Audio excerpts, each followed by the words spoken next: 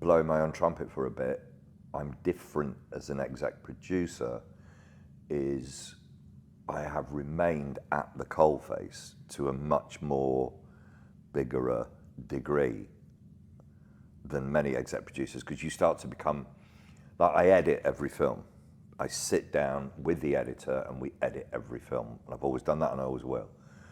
Whereas when you become a kind of proper exec producer, you come in and you look at a cut and then you give some comments and then you go and delegate, do something else. Yeah, and but I do everything. Like The Farm, I've just finished with the editors editing every episode, and we look at all the shots, we do all the stuff, and that's weird for an exec producer, but I think what it's symptomatic of is that Jeremy and I, everything we did grew organically. And if something comes up that's funky, you're the first person he'll call to ask, why is that in there? Well, you know, something that when you see it come out, I know what you're like. Every second is you're looking at every second of that footage because you care about that's every minute of the 60. Yeah.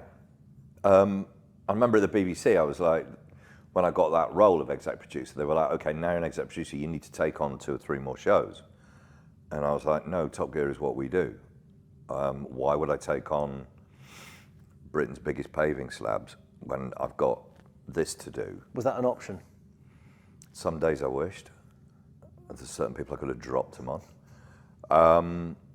But yeah, it was like, we do Top Gear. And then obviously, thank the fuck, it became huge. So then you could leave us alone to do it.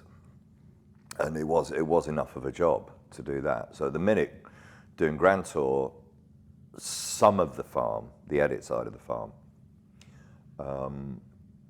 So this is the most expanded I've ever been in those terms, but it's still small for an exec producer. They're 3 of the biggest... Coalface. 3 of the biggest series ever made, aren't they? Oh, I'd Top say Gear's so.